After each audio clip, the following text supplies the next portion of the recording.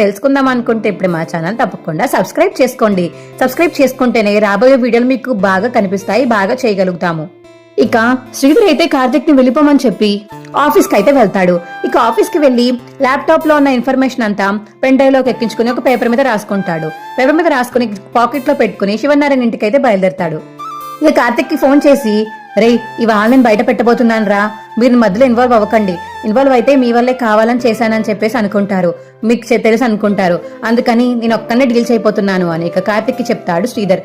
అదేంటి మాస్టారు, నేను కూడా మీకు సహాయం చేస్తాను, జోష్న అలాటప్ప మనిషి కాదు, తను ఏమన్నా మాటలు మార్చినన్నా మార్చేస్తుంది, మళ్ళీ అది స్కామ్ మీ మీదకి నెట్టేస్తుంది, జాగ్రత్తగా ఉండండి అని కార్తిక్ అంటుంటే, నాకు తెలుసు తన స్కామ్, అందుకే మొత్తం డీటెయిలింగ్ గా తీసుకుని రాసుకున్నాను, నేను వెళ్తున్నాను శివనారాయణ గారి ఇంటికి, నువ్వు అక్కడే ఉంటావు కాబట్టి అందుకే ఫోన్ చేశాను, మొదలు దూరద్దు అని చెప్పేసి ఇక శ్రీధర్ చెప్తుంటే, సరేనా అన్న నీకు ఫోన్ కట్ చేస్తాడు కార్తిక్.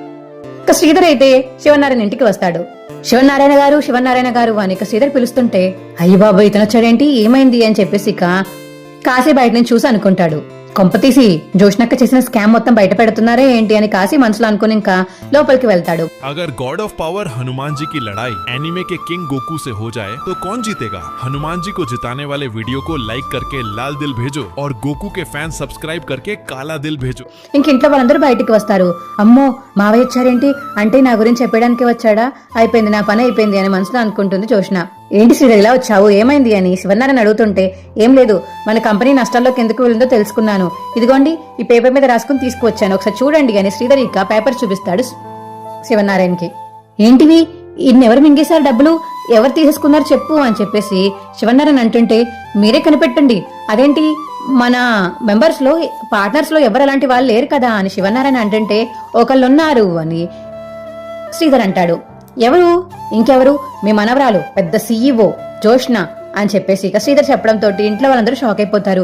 ఏంటి, అవును మావయ్య గారు, నేను అనుకోలేదు ఫస్ట్, కానీ రికార్డ్స్ చూసాక మొత్తం అన్ని అర్థమయ్యాయి, ఇంకో ఈ పెన్ డ్రైవ్ లో ఉన్నాయి తీసుకోండి అని ఇంక పెన్ డ్రైవ్ చేతికి ఇస్తాడు శ్రీధర్ శివనారాయణకి.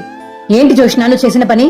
అదే మావయ్య గారు, నేను అదే అనుకున్నాను మనసులో, తను సీఈఓ కదా, తను దొంగతనం చేసింది కాబట్టి మిగతా పార్ట్నర్స్ ఎవరికి తెలియలేదు, తను ఒక పార్ట్నర్ అయి ఉంటే ఇంకొకరు ఎవరైనా సీఈఓ అయి ఉంటే వాళ్ళకి తెలిసేది, చాలా జాగ్రత్తగా కవర్ చేసింది, మరి డబ్బులు ఏం చేసిందో ఎక్కడికి వెళ్ళి తెలియదు, మొత్తం ఇప్పటికైతే నాకు తెలిసినంత వరకు ఒక 3 కోట్ల దాకా తీసేసుకుంది, ఇంకా బయటపడాల్సింది ఉంది అని శ్రీధర్ అంటుంటే, జోష్న ఇలా రా అని శివనారాయణ పిలుస్తాడు.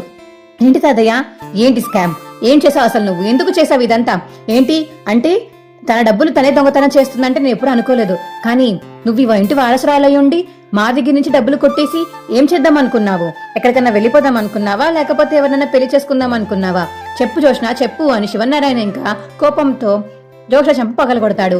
ఇంకో 2 ఇయ్యండి మావయ్య, ఇంకో 4 ఇయ్యండి, లేకపోతే దీనికి బుద్ధి రాదు, సొంత కంపెనీలో ఎవరన్నా దొంగతనం చేసి ఫ్రాడ్ చేస్తారా, అసలు ఇది మనిషేనా అని సుమిత్ర అంటుంటే, అదే కదమ్మా నేను చెప్పేది, అసలు ఇది మనిషి కాదు, అలా దొంగతనాలు చేస్తుంటే నాకు ఇది మనవరాలేనా అనిపిస్తుంది, నువ్వు సుమిత్ర కూతురువేనా అని చెప్పేసి ఇక జోష్నాని గట్టిగా అడుగుతాడు శివనారాయణ.